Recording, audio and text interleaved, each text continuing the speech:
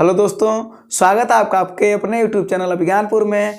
आज जो आपका सीरीज चल रहा है वो विकल्पी क्वेश्चन का है। उसमें आज जो आपका चैप्टर है वो है ऊर्जा, ठीक ना, ग्रुप डी के लिए जो आपका। तो ऊर्जा वाला जो चैप्टर है इसके जो क्वेश्चन को हम लोग देखेंगे, जो आए हुए क्वेश्चन है, ठीक ना। तो इस वाले में आपको 20 क्वेश्चन कराए जाएंगे और ऊर्जा से बहुत ज़्यादा क्वेश्चन आते हैं, बहुत ज़्यादा क्वेश्चन आते हैं, ठीक है ना। तो इस समय आपको इस सीरीज में 20 क्वेश्चन कराए जाएंगे और इसको नेक्स्ट सीरीज तक इसको कंप्लीट कर दिया जाएगा। किस चैप्टर को? ऊर्जा को। तो आते हैं पहले क्वेश्चन पर, ठीक है ना दोस्तों। आते हैं, देखते हैं पहला क्वेश्चन क्या है, पढ़िए।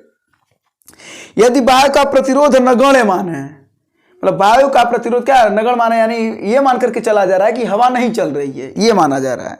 तो मुक्त रूप से गिरते हुए पिंड की स्थितिज ऊर्जा और गतिज ऊर्जा का योग क्या होता है?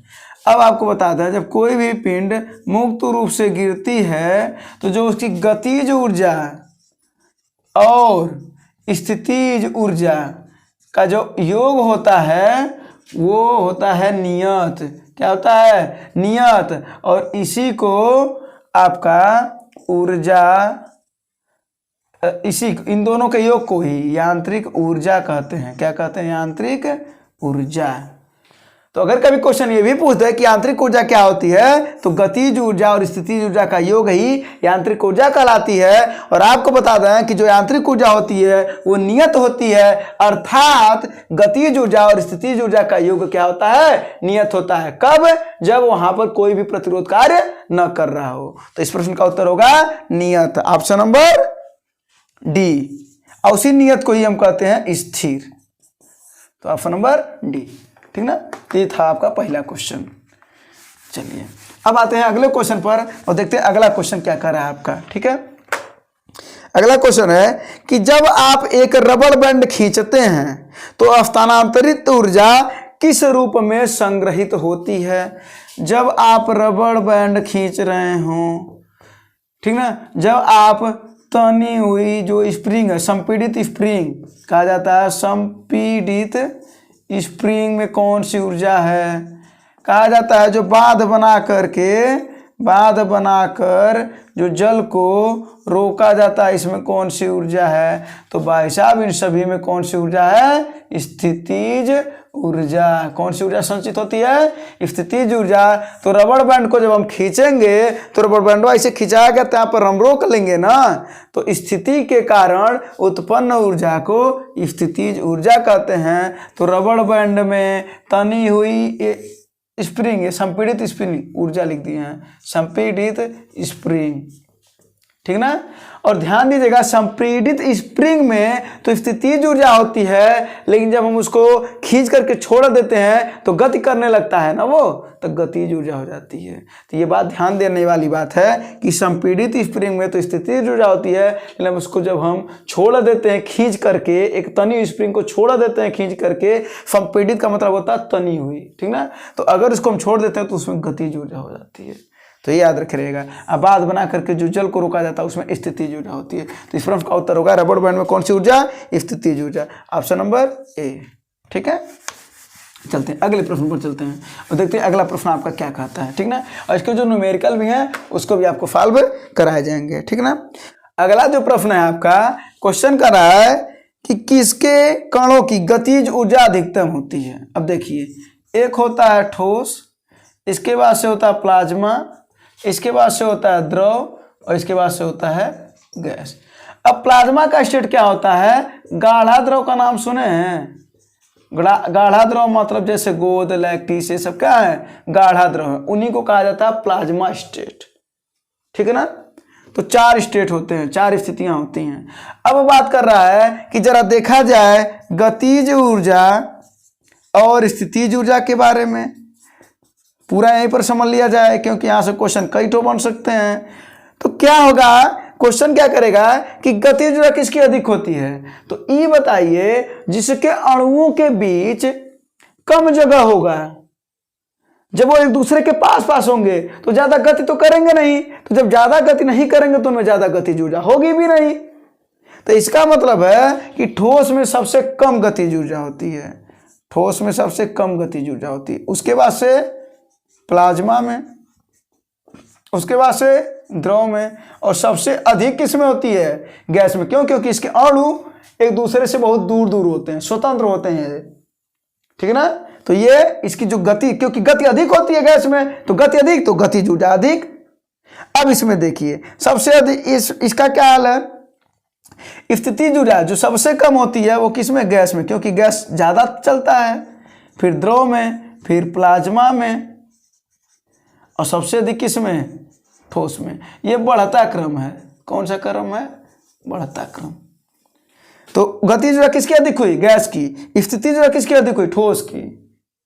तो गति के कारण गतिज ऊर्जा, स्थिति के कारण स्थितिज ऊर्जा, ठीक ना। और आकार और विन्यास के कारण भी कहा जाता है, अगर किसी विशेष स्थिति में है कोई चीज तो आकार या विन्यास की स्थिति के कारण भी कहा जाता है, उसमें स्थितिज ऊर्जा है। तो ये देखिए इसका ठोस का एक निश्चित आकार होता है ना, इसी वजह से इसमें गतिज ऊर्जा स्थितिज ऊर्जा अधिक होती है। तो इस प्रश्न का उत्तर था कि निम्न में से किसकी गतिज ऊर्जा अधिक होती है? तो गतिज ऊर्जा आपको समझ में आया, गैस की अधिक होती है। तो ऑप्शन नंबर कौन सा है भाई? डी, चौथा, ठीक ना। तो ये समझ लिया आप, पूरा का पूरा बात। ऐसे से कई क्वेश्चन बन सकते हैं, है ना, ये सब समझते चलिए आप। चलिए अगले क्वेश्चन पर आते हैं और देखते हैं अगला क्वेश्चन आपके लिए क्या है, ठीक है दोस्तों। चलिए अगला क्वेश्चन क्या है भाई? करा, जब एक संपीड़ित स्प्रिंग को छोड़ा जाता है तो अपनी स्थितिज ऊर्जा को किसमें बदलती है? अभी हम आपको बताए हैं संपीड़ित स्प्रिंग, इसी को हम कहते हैं तनी हुई स्प्रिंग। अब बताइए स्प्रिंग को हम ऐसे तान रखे हैं ऐसे, तो जब हम उसको तान रखे हैं तो रोके हैं ना, तो इसका मतलब उसमें क्या है? एक विशेष स्थिति है, विशेष एक स्थिति है। तो स्थिति के कारण जो ऊर्जा होगी वो होगी स्थितिज ऊर्जा। लेकिन ये बतिया कह क्या रहा है? बतिया तो ये समझना है ना, ये कह ही रहा है कि जो तनी हुई स्प्रिंग है उसमें स्थिति के कारण तो स्थिति ऊर्जा होती है, लेकिन वो क्या कर रहा है? उसको छोड़ने पर, तो जब ऐसे तनी हुई स्प्रिंग है उसको छोड़ देंगे तो गति न होगा। तो जब गति होगा तो गति के कारण कौन सी ऊर्जा? गतिज ऊर्जा। यही सब छोटी छोटी बातें समझनी है कि तनी हुई स्प्रिंग में तो स्थितिज ऊर्जा होती है, लेकिन उसको अगर खींचा जाए और छोड़ दिया जाए तो गति न उत्पन्न हो जाएगा। तो जब गति न उत्पन्न हो जाएगा तो गतिज ऊर्जा न होगा। तो इस प्रश्न का उत्तर यही समझना। तो इस प्रश्न का उत्तर होगा गतिज ऊर्जा, और ऑप्शन नंबर डी। और रेलवे में एकदम धड़ल्ले से 2018 का क्वेश्चन है ये, ठीक है ना, ऑप्शन नंबर डी। अगले क्वेश्चन पर आते हैं, ठीक है। क्वेश्चन की बारीकियों को समझिएगा तभी तो लगाइएगा, नहीं तो फिर उत्तर गलत मार के आइएगा, ठीक है। अगले क्वेश्चन पर आते हैं, ठीक है। अगला क्वेश्चन क्या है? एक वस्तु की स्थितिज ऊर्जा में किसकी वृद्धि के साथ होता है? चलिए आइए आपको बता देते हैं। इसी समय गतिज ऊर्जा का फार्मूला होता है 1/2 mv², और जो स्थितिज ऊर्जा का फार्मूला होता है स्थितिज ऊर्जा, इसका फार्मूला होता है mgh, है ना। जहाँ भी क्या है? वेग है, यम क्या है? द्रव्यमान है ना, और जी क्या है भैया? गुरुत्वीय त्वरण है आपका, और क्या क्या बच रहा है भाई? यच क्या है? ऊंचाई है आपका, ठीक है ना महाराज। अब देखिए गतिज ऊर्जा को हम कहते हैं कि स्थितिज ऊर्जा को कहते हैं पीई, पोटेंशियल एनर्जी और काइनेटिक एनर्जी। तो कहा जाता है गतिज ऊर्जा कब बढ़ती है भाई? तो गतिज ऊर्जा बढ़ती है जब वेग बढ़ता है। अगर वेग बढ़ेगा, क्यों? क्योंकि गतिज ऊर्जा वेग के समानुपाती है, के समानुपाती v²। तो गतिज ऊर्जा अगर बढ़ेगा तो स्थितिज ऊर्जा भी क्या होगा? बढ़ेगा। और अगर बात करें स्थितिज ऊर्जा, तो जब इसका ऊंचाई बढ़ेगा, देखिए स्थितिज ऊर्जा को अगर हम P कहें तो P H के समानुपाती ना है। तो स्थितिज ऊर्जा अगर बढ़ेगा तो ऊंचाइया तो बढ़बे करेगा। इसका मतलब हुआ जितना ऊंचाई पर बढ़ेगा कोई वस्तु, उतना उसकी स्थितिज ऊर्जा अधिक होगी महाराज। तो इस प्रश्न का उत्तर होगा ऊंचाई पर निर्भर करती स्थितिज ऊर्जा। तो ऑप्शन नंबर बी। और साथ साथ में फार्मूला भी देख लीजिएगा, ठीक ना। आपको फार्मूला भी बता दिए कि किसके कारण उत्पन्न कौन सी ऊर्जा, गति के कारण गतिज ऊर्जा, स्थिति के कारण स्थिति ऊर्जा, फार्मूला लिख लिए। इस प्रश्न का उत्तर हो गया ऑप्शन नंबर बी, ठीक है ना। चलिए, तो किस पर निर्भर करती है ना, यह वाला क्वेश्चन आता है, खूब आता है, और यो पूछता है कौन किसका, अगर ये बढ़ेगा तो वो कितना बढ़ेगा, वो बढ़ेगा, है ना। और थ्योरी वाले क्लास में खूब गजब इसको समझाए, आप कभी देखिएगा उसको, ठीक है ना। चलिए अगले क्वेश्चन पर आते हैं, क्या कर रहा है। अगला क्वेश्चन है, किसी वस्तु द्वारा अपनी स्थिति या आकार लेने की वजह से लगने वाली ऊर्जा क्या कहलाती है। अभी अभी हम बोले हैं कि आकार और स्थिति के कारण कौन सी ऊर्जा उत्पन्न होती है, स्थितिज ऊर्जा। कौन सी ऊर्जा, स्थितिज ऊर्जा। क्यों, क्योंकि ठोस में क्या होता है, एक निश्चित आकार या निश्चित स्थिति कर सकते हैं, तो ठोस की स्थितिज ऊर्जा ही तो सबसे अधिक होती है, अभी अभी बताएं। तो इस प्रश्न का उत्तर है स्थितिज ऊर्जा, ऑप्शन नंबर बी, सही कर लीजिएगा, ठीक ना।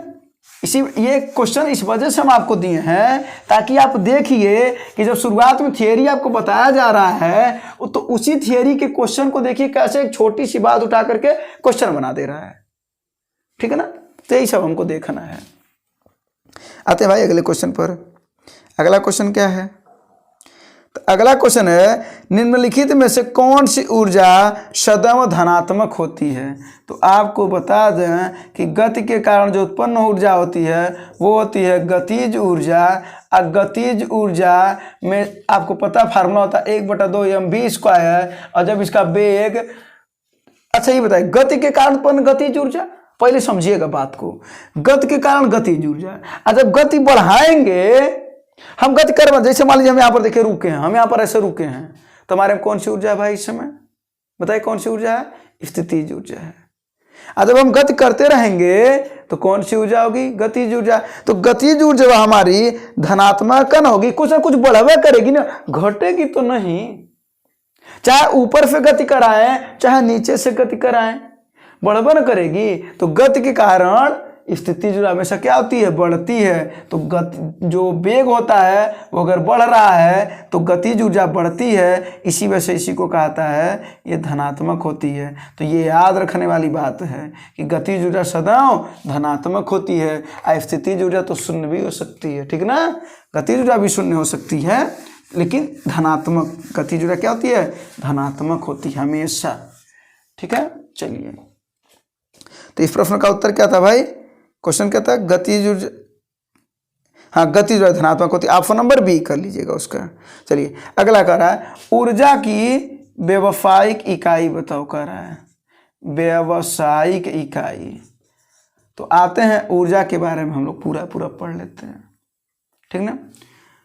अब बताओ आप, P बराबर होता है W/T, होता है कि नहीं होता है, कार्य बटा समय, और कार्य बराबर होता है बल गुणे विस्थापन, F/T। तो जो कार्य का मात्रक होता है वो क्या होता है, यहाँ पर देखिए न्यूटन इंटू मीटर, या इसी न्यूटन इंटू मीटर को हम कहते हैं जूल, या इसी को हम कहते हैं अर्ग। और आपको बता दें कि एक जूल में 10⁻7 अर्ग होता है, ये CGF पद्धति मात्रक है। तो वो तो मीटर आ गया। अब यहां पर देखिए कार्य है ना, तो यहां से अगर मात्रक निकालना है तो W बराबर हो जाएगा P/T। तो P है शक्ति, और शक्ति का मात्रक होता है वाट, और इसका हो जाएगा सेकेंड, तो वाट इंटू सेकेंड। देखिए कितने मात्रक आ गए, एक तो न्यूटन मीटर, एक तो जूल भी होता है, एक तो अर्ग भी होता है, एक वाट इंटू सेकेंड होता है। ये तो छोटा है ना, एक और क्या होता है वो देखिए, होता है किलोवाट इंटू घंटा, किलोवाट इंटू घंटा। किसका मात्रक है, ये ऊर्जा का आप कह सकते हैं या कार्य का, क्योंकि कार्य करने की क्षमता ऊर्जा कहलाती है, ठीक है ना। तो व्यावसायिक मात्रक, ये बड़ा मात्रक हुआ, ये बड़ा मात्रक है, ठीक ना। और 1 किलोवाट घंटा में आपको पता है कि 3.6 × 10⁻6 क्या है, जूल होता है। तो देखिए पूरा डिटेल समझ गए आप। एक तो इसका मात्रा न्यूटन मीटर होता है, एक तो जूल होता है, एक तो अर्ग होता है, एक जूल बराबर होता है गतिफात अर्ग होता है, वाट इंटू सेकंड होता है, किलोवाट इंटू घंटा होता है। तो यही तो व्यावसायिक मात्रक है भाई साहब, ठीक ना। और 1 किलोवाट इंटू घंटा में इतना जूल होता है। तो उत्तर क्या है इस प्रश्न का? कहाँ है प्रश्न भाई? किलोवाट इंटू घंटा, ऑप्शन नंबर ए, ठीक ना। ऑप्शन नंबर ए को टिक कर लीजिएगा और इन सब चीज को नोट कर लीजिएगा भाई, ठीक है। चलिए अगले क्वेश्चन पर आते हैं। और एक क्वेश्चन के जो पूछा जा रहा है उसका डिटेल भी हम आपको इसी में से समझा दे रहे हैं, ताकि अगर आगे कभी भी क्वेश्चन आए तो उसको आप सॉल्व कर सकें, ठीक है ना। आते हैं अगले क्वेश्चन पर। तो अगला क्वेश्चन देखते हैं आपका क्या है।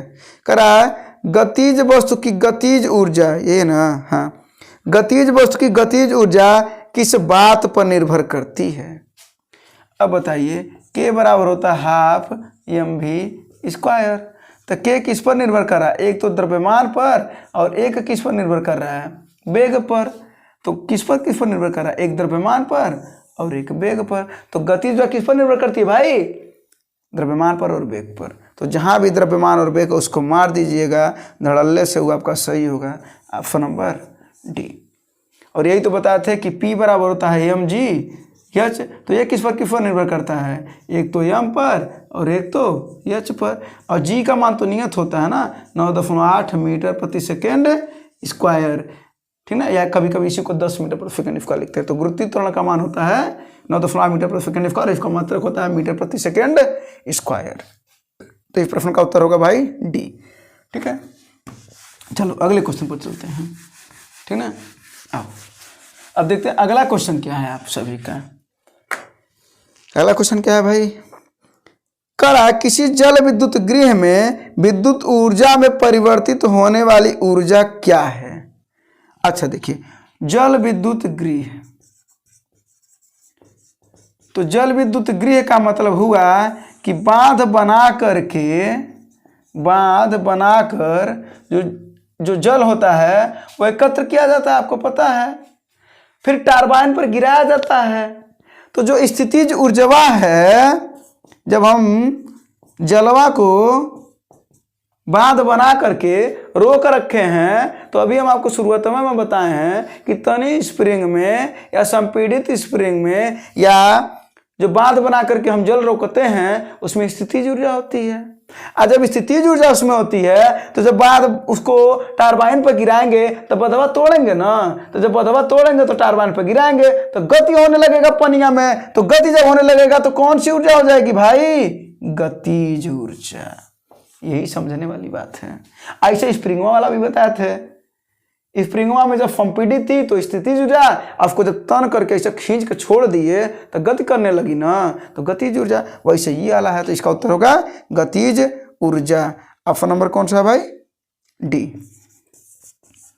ठीक है। चलिए अगले क्वेश्चन पर चलते हैं और अगला क्वेश्चन देखते हैं क्या कहता है, ठीक है।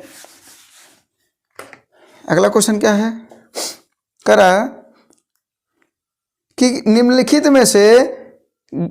निम्नलिखित उल्लेखनीय गतिविधियों में से किस स्थितिज ऊर्जा को गतिज ऊर्जा में परिवर्तित किया जा सकता है? अब देखिए पहला क्या है? पहला क्या? एक पटाखा समझते हैं? कहते हाँ, काहे नहीं समझते हैं। एक पटाखा का विस्फोट, एक पटाखा का विस्फोट। दूसरा दिया है, दूसरा क्या दिया भाई? जो पटाखे का विस्फोट होता है ये नहीं होता है, ठीक ना। ये ध्यान से समझिएगा। ये क्या होता है? ये किसमें बदलता है? ये ध्वनि ऊर्जा को प्रकाश ऊर्जा में, ठीक ना। तो ये तो नहीं है। अगला क्या है? एक टार्च को ऑन करना। एक टार्च को क्या कर दें? ऑन कर दें, ठीक है ना। तीसरा क्या है? टार्च को ऑफ करना ना, उसमें कुछ नहीं है, ठीक है। ये जो टार्च को ऑन करना होता है, आपको पता है इसमें सेल लगता है ना। तो जो सेल होता है वो रासायनिक होता है। तो रासायनिक ऊर्जा को ये किसमें बदलता है? प्रकाश न मिलता है आपको, तो प्रकाश ऊर्जा। टार्च ऑन करते हैं तो प्रकाशन नहीं मिलता है, यहाँ पर प्रकाशन है, ठीक है। अब अगला बच्चा, एक पेंडुलम का झूलना।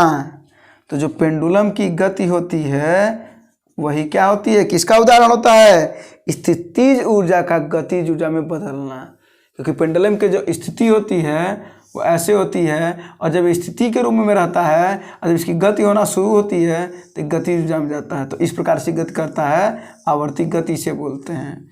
तो ये क्या होगा, यही स्थिति ऊर्जा को गतिज ऊर्जा में बदलेगा। तो ऑप्शन नंबर चौथा है, ये तीसरा छोड़ दिए हैं, ठीक ना। तो ऑप्शन नंबर चौथा है, पेंडुलम का झूलना स्थिति ऊर्जा को गतिज ऊर्जा में परिवर्तित किया गया है। ऑप्शन नंबर 4 डी, ठीक है ना। चलिए अगले क्वेश्चन पूछ लेते हैं। तो देखते हैं अगला क्वेश्चन आपका क्या है, ठीक है। अगला क्वेश्चन क्या है भाई, कह रहा है यदि एक वस्तु का संवेग 3 गुना कर दिया जाए तो इसकी गतिज ऊर्जा क्या होगी। अब देखिए यहाँ पर एक संवेग की बात हो रही है और एक गतिज ऊर्जा की बात हो रही है, ठीक है ना।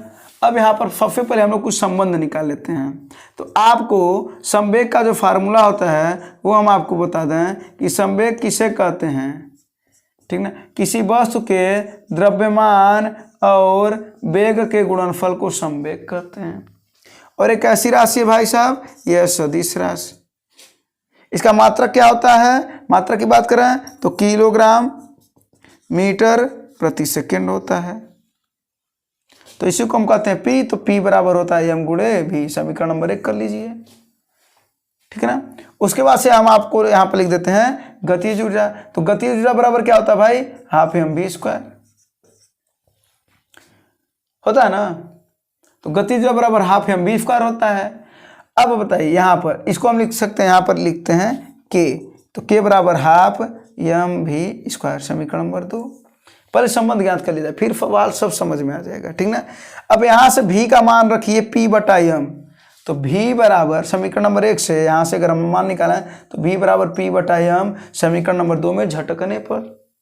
तो झटकिए यहाँ पर, तो क्या हो जाएगा भाई, k बराबर हाफ mv, v है ना। तो v का मान क्या लिखे हैं, p/m, तो हो जाएगा p/m का होल स्क्वायर। तो 1/2 m गुणे p²/m², एक m से एक m कट जाएगा। तो क्या आया, k बराबर आया p²/2m आया ना। या इसी को लिख सकते हैं p² बराबर, भूलेंगे नहीं, 2 किलोमीटर, याद रखे रहिएगा। लेकिन इसको किलोमीटर ना समझिएगा, कि गतिज ऊर्जा है और हम द्रव्यमान है, याद रखने के लिए बता रहे हैं कि p² बराबर संवेग और गतिज ऊर्जा में संबंध पूछेगा तो कह दीजिएगा p² बराबर 2 किलोमीटर। तो किलोमीटर ना जानिएगा, के माने गतिज ऊर्जा, m माने द्रव्यमान जानिएगा। अब जरा देखिए कि जो k है वो किसके समानुपाती है, संवेग के वर्ग के, है ना। तो संवेग के वर्ग के समानुपाती है, ये हमको मिल गया एक यहाँ से संबंध।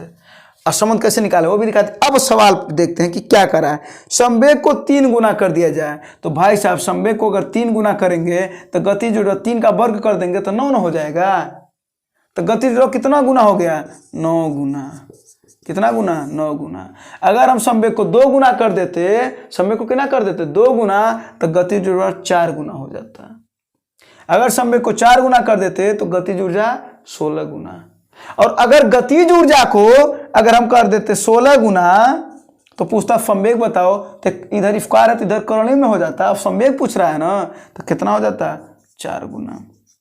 बस ये अगर समझ में आ गया तो हमें लगता है आपको अगर ये समझ में आया है तो ये भी समझ में आया होगा। और अगर ये समझ में आया है तो जो सवाल है आप एक नहीं पता नहीं कितने सवाल लगाएंगे, ठीक है।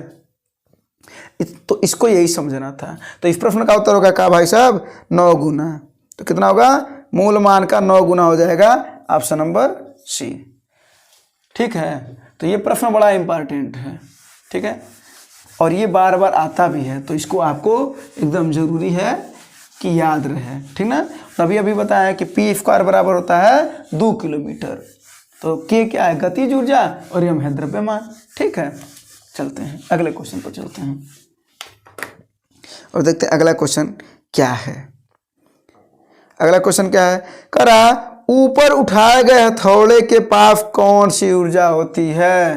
तो भाई साहब जब ऊपर उठा लेंगे हथौड़ा तो हथौड़वा हथवा में रुका न रहेगा, तो जब रुका रहेगा तो स्थिर रहेगा ना, अस्थिर रहेगा तो स्थिति के कारण उत्पन्न ऊर्जा को स्थितिज ऊर्जा न कहते हैं। हथौड़ी ऐसे उठाए हैं तो बताइए, वैसे उठाए हैं तो रुके न हैं, तो जब रुके हैं तो क्या कौन चीज़ है, स्थिति है कि नहीं है इसमें, तो स्थिति है, तो स्थिति के कारण कौन सी ऊर्जा, स्थिति ऊर्जा। ऑप्शन नंबर मारिए तुरंत डी। ठीक है, तो कुछ चीज़ें सेंस लगा करके समझने वाली बात है बस, ठीक है ना। तो स्थिति ऊर्जा, और इस पर हम आपको सवाल भी बताए थे पिछले वाले क्लास में, कार्य वाले में, ठीक ना, कि जब वो ऊपर हथौड़ा उठाता है तो उसमें स्थिति ऊर्जा के रूप में कार्य संचित होता है, तो mgh हम बताए थे, है ना। स्थिति ऊर्जा का फार्मूला होता है ना mgh। चलिए ठीक है, अगले क्वेश्चन पर आते हैं। अगला क्वेश्चन क्या है भाई, कह रहा है यदि एक वस्तु का वेग उसके प्रारंभिक वेग का 2 गुना हो जाता है और तब इसकी गति ऊर्जा की प्रारंभिक गति ऊर्जा की n गुनी हो तो n का मान कितना है। तो भाई साहब k बराबर होता है हाफ mv²। गति ऊर्जा तो ही ना होती है कि नहीं होती है। तो अब देखिए क्या कह रहा है, ये समझना है। तो वेग और गति ऊर्जा की बात हो रही है, तो डायरेक्ट संबंध अगर निकाल लेंगे तो k का संबंध v² से मिल रहा है कि नहीं मिल रहा है। अब देखिए क्या कह रहा है, वेगवा को प्रारंभिक वेग का 2 गुना हो जाता है तो गतिज ऊर्जा कितनी होगी, ये बताइए। ये 2 गुना हो जाएगा, अगर वेगवा 2 गुना तो 2 का वर्ग होता है 4, तो गतिज ऊर्जा कितना है 4 गुना, नहीं होगा। अगर कहा देगा वेगवा 3 गुना, वेग 3 गुना तो गतिज ऊर्जा 9 गुना। अगर कह देगा वेगवा 2/3 गुना कर दिया जाए तो गति ऊर्जा कितना 4/9 गुना। अरे भाई 2/3 का वर्ग करते जाइए, गुना मिलता चला जाएगा। अगर कह दे गतिज ऊर्जा अगर आपका कह दे 25 गुना तो बताइए वेग कितना। तो ये देखिए अब ये गतिज ऊर्जा को 25 गुना कर रहा है, तो स्क्वायर इधर जाएगा तो कर्ण ही ना हो जाएगा, तो भी क्या हो जाएगा 5 गुना। ठीक है, तो ये सब सवाल हैं आपके, सब के सब सवाल हैं। तो 2 गुना तो ये 4 गुना हो जाएगा, गति ऊर्जा कितना हो जाएगा 4 गुना। किस ऑप्शन में हो भाई 4 गुना, 4 गुना है ऑप्शन नंबर बी में। और ऐसे क्वेश्चन खूब आते हैं, है ना, धड़ल्ले से पूछे जाते हैं। चलिए अगले क्वेश्चन पर आते हैं और देखते हैं अगला क्वेश्चन क्या है। ठीक है, अगला क्वेश्चन क्या है भाई, इनमें से किसे न तो बनाया जा सकता है और न ही नष्ट किया जा सकता है। अरे भाई ऊर्जा का नियम है, ऊर्जा न तो नष्ट की जा सकती है और न ही उत्पन्न की जा सकती है। ये केवल और केवल एक रूप से दूसरे रूप में बदलता है, ठीक ना। और इसी को कहते हैं ऊर्जा संरक्षण का सिद्धांत, तो याद रखे रहिएगा, ठीक ना। बाकी ऊर्जा का तो मात्रक बताया ही है, बहुत बताया है ना, तो वो सब तो आप प्रीवियस में आप देख लीजिएगा। तो सॉरी, ऊर्जा न तो नष्ट होती है न ही उत्पन्न की जा सकती है, ये केवल एक रूप से दूसरे रूप में बदलता है और इसी को कहते हैं ऊर्जा संरक्षण का सिद्धांत। और आपको 2 यंत्र के बारे में हम बताना चाहते हैं, एक विद्युत मोटर, ठीक है, और एक डायनेमो। तो विद्युत मोटर क्या करता है और डायनेमो क्या करता है, जरा सा कार्य हम लोग समझा जाए। देखिए ट्रिक है एक ठो, याद करिएगा। विद्युत से शुरू हुआ तो विद्युत से ही शुरू होगा, ठीक ना। वो गाना सुने ना, ये आशिकी तुझसे शुरू तुझ पे खत्म, तो तुझ ही से शुरू तो तुझ ही से शुरू करके तब खत्म करेंगे, ठीक है ना। तो विद्युत मोटर विद्युत से शुरू होगा, इसका मतलब होगा कि विद्युत ऊर्जा को यांत्रिक ऊर्जा में, किसमें, यांत्रिक ऊर्जा में। और अभी हम आपको बताए हैं कि यांत्रिक ऊर्जा क्या होती है। तो यांत्रिक ऊर्जा को ही आपको बताया गया है कि यह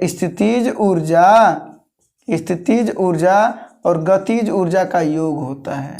ये भी बताया हम आपको, रिवाइज करा दे रहे हैं। तो डायनामो उल्टा कार्य करता है, तो इसका उल्टा होता है, तो क्या हो जाएगा, उल्टा क्या होगा भाई, एक याद रहेगा तो दूसरा तो अपने आप याद ना। अब आप सोचेंगे कि क्या ट्रिकवा बताए हैं, ट्रिकवा समझिए तो तब ना आपको समझ में आएगा। विद्युत मोटर माने विद्युत से शुरू है तो विद्युत से शुरू होगा, याद रखे रहिएगा, यानी विद्युत ऊर्जा को यांत्रिक ऊर्जा में। तो ये जो डायनामो करेगा वो यांत्रिक ऊर्जा को विद्युत ऊर्जा में। तो ये चीज़ आपका हो गया। तो ऊर्जा ही है जो न नष्ट हो सकती है न उत्पन्न हो सकती है, ऑप्शन नंबर ए। ठीक ना, इसको ट्रिक कर लीजिएगा। चलते हैं अगले क्वेश्चन पर और देखते हैं अगला क्वेश्चन क्या है आपका। ठीक है, अब अगला क्वेश्चन देखते हैं क्या है भाई। अगला क्वेश्चन सवाल है 20 kg भार की एक वस्तु। अरे भाई 20 kg मात्रक से तो समझे क्या दिया है, द्रव्यमान दिया है 20 kg। ज्यों कहा जो चीजें तुरंत लिख लिया करिए। तो 20 kg एक वस्तु को 2 मीटर ऊंचाई तक, ऊंचाई कितनी भाई 2 मीटर। ठीक है, फिर क्या कह रहा है, उस पर गुरुत्वाकर्षण बल द्वारा किया गया कार्य कितना होगा, और जी का मान दे रखा है 10 मीटर प्रति सेकेंड स्क्वायर।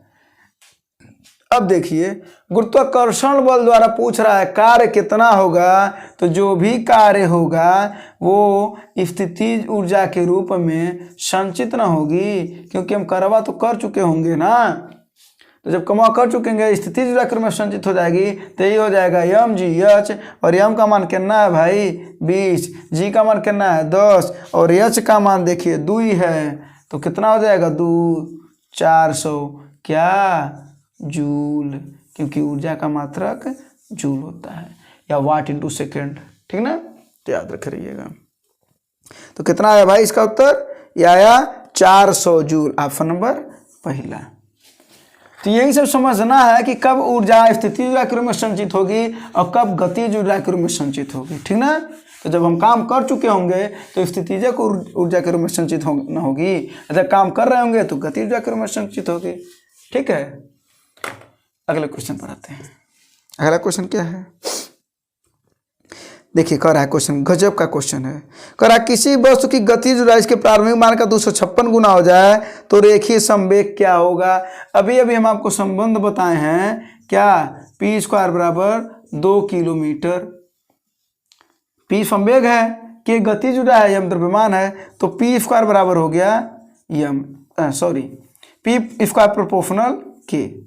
ये संबंध मिल गया आपका, मिल गया ना। अब देखिए किसको कह रहा है, वो 256 गुना है। गतिज ऊर्जा प्रारंभिक मान का 256 गुना है, तो रेखीय संवेग पूछ रहा है। इसका मतलब है के है 256, तो जरा बताइए पी कितना होगा, आप खुद ना बताइए। के है 256, तो अगर हम ये स्क्वायर है और ये 256, तो पी स्क्वायर अगर देखा जाए, अगर हम इसको प्रोपोर्शनल को बराबर ऐसे समझा दें, अगर आपको समझने के लिए समझिएगा, अगर 256 कर दें तो पी का मान बताइए 16 होगा, तो यही हो जाएगा गुना 16 गुना, क्योंकि यही तो प्रोपोर्शनल का अर्थ है। जैसे ये गुना तो वैसे ये गुना, तो आप ऐसे समझ सकते हैं।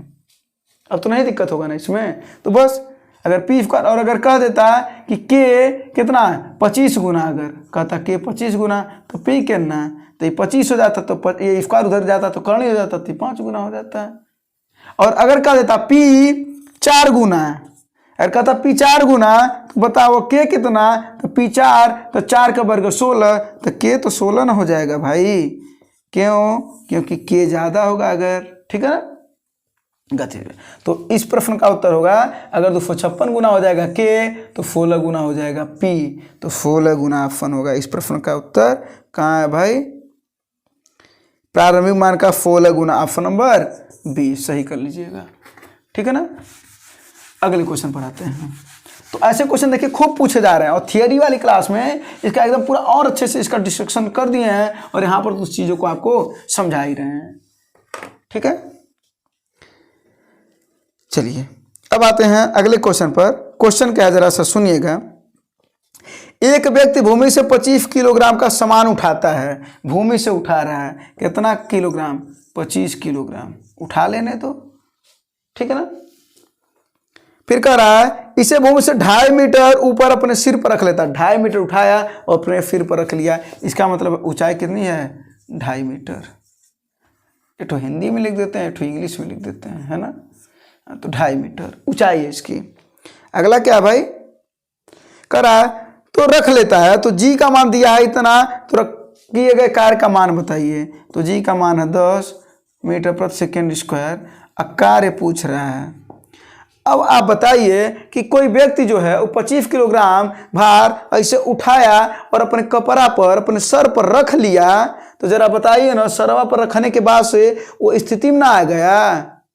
तो जब स्थिति में आ गया तो कौन सी ऊर्जा, स्थितिज ऊर्जा, तो जो हमारा कार्य है वो किस रूप में बदल जाएगा, स्थितिज ऊर्जा में, क्योंकि कार्य भी एक प्रकार की ऊर्जा है, कार्य करने के लिए हमें ऊर्जा चाहिए, इसी वजह से कहते हैं कार्य करने की कुल क्षमता को ऊर्जा कहते हैं, है ना। तो ये स्थिति ऊर्जा और स्थिति जो होता है एम जी एच, और एम का मान कितना है 25 है, जी का मान कितना है 10 है, और एच का मान कितना है 2.5 है ना। तो जब इसका गुणा करेंगे तो ये हो जाएगा 25 और 25 है 625 क्या भाई जूल, तो 625 जूल। इस प्रश्न का उत्तर हो जाएगा 625 जूल। ऑप्शन नंबर सी सही कर लीजिएगा। ठीक है, अगले क्वेश्चन पर चलते हैं। अब अगले क्वेश्चन देखते हैं क्या है, और ये वाला जो क्वेश्चन है ये देखते हैं, लास्ट क्वेश्चन है क्या आपका, हाँ ये आज के सेशन का लास्ट क्वेश्चन, ठीक है ना। 20 क्वेश्चन आपको बता चुके हैं, तो ये 20वां क्वेश्चन है। क्वेश्चन क्या है जरा देखिए, यम द्रव्यमान वाली एक वस्तु को v वेग के साथ स्थानांतरित करा जाता है तो गतिज अगर k हो, अगर वेग को दोगुना करा जाए, ये देखिए खूब बड़का बड़का बतिया बस कह रहा है, कोई है नहीं कुछ बतिया में। तो आइए देखते हैं क्या k बराबर 1/2 mv² होता है, ये यही तो कह रहा है चिल्ला करके, ठीक है। तो k बराबर हाफ mv² होता है, आपको भी पता, हमको भी पता, दुनिया वाले को पता चल गया है, ठीक है। तो k बराबर हाफ mv²। अब कह रहा है बेगवा को दोगुना कर दीजिए, तो ए महाराज है k प्रोपोर्शनल v² हुआ कि नहीं हुआ। तब बेगवा को हम दोगुना करेंगे, तो जब बेगवा हो जाएगा दुगुना तो गतिज ऊर्जा बताइए कितना गुना, बेग 2 गुना तो 2 का वर्ग 4, तो ये 4 गुना ना हो जाएगा। अगर कहता बेगवा 3 गुना तो गतिज ऊर्जा, अगर बेगवा कहता 3 गुना तो गतिज ऊर्जा 9 गुना, अगर कहता गतिज ऊर्जा 16 गुना तो बेग, अब देखिए ई दे दिया 16 गुना, तो स्क्वायर इधर आएगा तो कौन ना हो जाएगा, बेग पूछ रहा ना, बेग का स्क्वायर नहीं पूछेगा, तो बेगवा कितना गुना 4 गुना। तो प्रश्न को उल्टा सीधा सब समझिए और आपको यही समझ में आना चाहिए। तो बेग अगर 2 गुना तो गतिज ऊर्जा 4 गुना, तो आपका उत्तर होगा 4k वही गुना है 4k, ऑप्शन नंबर सी। और ये प्रश्न बहुत आते हैं और आप इसको डायरेक्ट में ऐसे ही समझ सकते हैं, ठीक है ना। तो हमें लग रहा है कि ये सब क्वेश्चन भी आपको जो न्यूमेरिकल भी हैं वो भी समझ में आए होंगे, और अगर समझ में आ रहे हैं तो बिल्कुल बताइए कमेंट बॉक्स में कि ये चीज़ें आपकी समझ में आ रही हैं, और अगर नहीं आ रही हैं तो बिल्कुल हम और ट्राई करेंगे, इसको और तरीके से समझाने की कोशिश करेंगे जो हो सके एज पॉसिबल आपके लिए, ताकि आपका जो रेलवे ग्रुप डी का पेपर हो वो अच्छा हो। ठीक है दोस्तों, तो आज का सेशन यहीं पर समाप्त करते हैं, और अभी ऊर्जा में और भी क्वेश्चन आपको बताने हैं, ठीक है ना। ठीक है चल, और हाँ दोस्तों, चैनल को सब्सक्राइब कर दीजिए, लाइक कर दीजिए, कमेंट करके जरूर बताइएगा कि आपको क्लास कैसा लगा। धन्यवाद, जय हिंद।